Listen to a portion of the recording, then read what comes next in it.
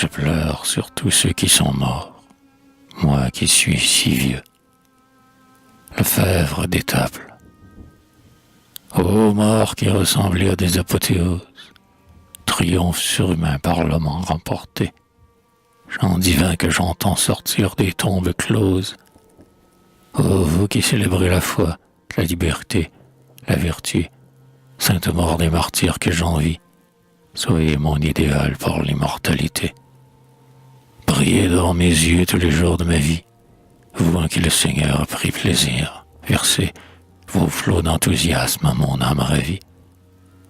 Je ne monterai pas sur les bûchers dressés, je ne prendrai point place au banc de la galère, je n'irai pas dormir au cachot surbaissé, et non plus dans l'ardeur d'une noble colère, comme un lion qui brise une chaîne d'airain, ivre de la sublime ivresse populaire, et pour la gloire au front impassible et serein, tenant le plus pur sang de mes veines fiévreuses, j'honorerai les combats de la Meuse et du Rhin, la palme et le laurier des victoires heureuses, ainsi que du bois mort casse entre nos mains, la nuit est descendue aux plaines ténébreuses.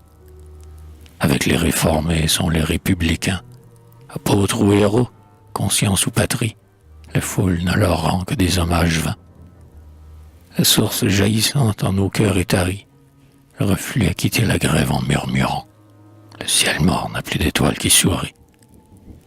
Moins mauvais ou moins fort, l'homme est plus tolérant. Les gibets sont tombés sur nos places publiques. Le siècle est-il meilleur ou plus indifférent?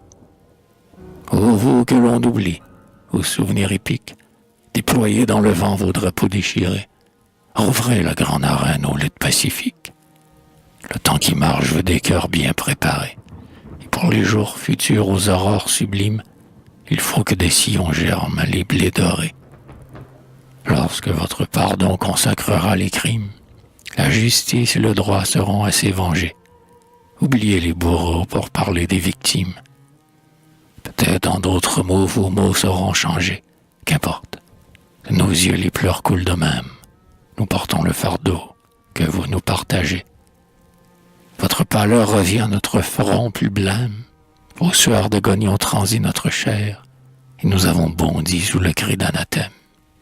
Car nous avons chacun un but secret et cher qu'il nous faut renoncer à toucher sur la terre, quelque part entrevu dans un horizon clair. Quelque amour adoré que notre voix doit taire, quelque Éden interdit à nos vœux impuissants, chimère au souvenir, idéal au mystère. Rien n'est perdu pour nous de ces temps menaçants. Des corps de nous meurtris, la glèbe est fécondée. Toujours les mêmes deuils ont les mêmes accents. Moïse meurt encore aux portes de Judée. Jérémie à Sion pleure éternellement. Rachel dans sa douleur ne s'est pas amendée. Ainsi, sur le chemin où tout espoir nous ment, où tombe sous nos pas tout élément de joie, l'exemple des aïeux revient sûr et calmant. Ô mort, vous flamboyez comme l'astre flamboie, vous mettez des rayons dans l'abîme béant, vous nous prenez la main pour nous marquer la voie. Ô mort, qui devant vous pourrait croire au néant, et, toujours plus ému chaque fois qu'il vous nomme, en vous ne puiserait des forces de géant. Car vous êtes la loi que Dieu révèle à l'homme, et le sceau qu'il appose au front de ses élus, qu'ils sortent de Sion, d'Athènes ou de Rome. Car par cette vertu de ceux qui ne sont plus, vous êtes la suprême et l'immense victoire, où nos doutes amers sont enfin résolus. Ô vous qui consacrez les leçons de l'histoire, morts des martyrs, laissez tomber sur leurs enfants quelques reflets lointains de votre pure gloire. Dans les rouges lueurs de nos soirs étouffants, comme autrefois au chant de l'hymne ou du cantique, nous nous retrouverons sereins et triomphants, aux morts de la Réforme et de la République.